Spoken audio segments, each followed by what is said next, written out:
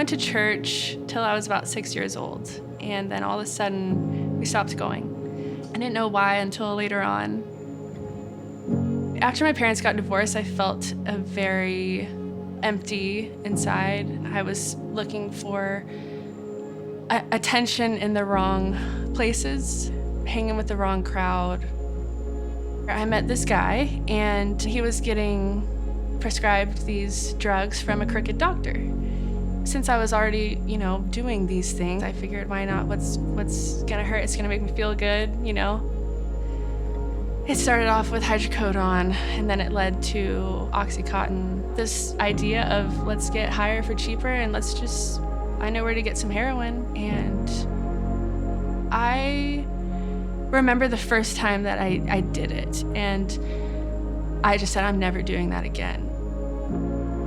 On our way back from Dallas, we have this stuff in our system. He asked me to take over driving, so I did. I just remember waking up in my car, airbags deployed, nobody else around. My boyfriend's passed out in the seat next to me.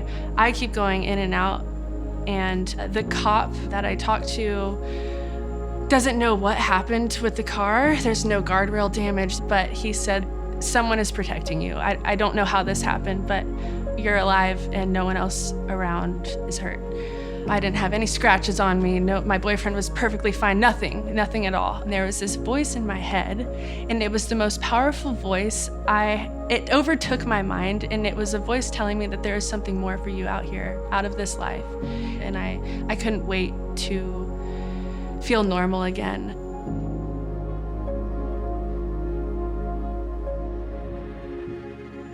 Being sober it's the best thing.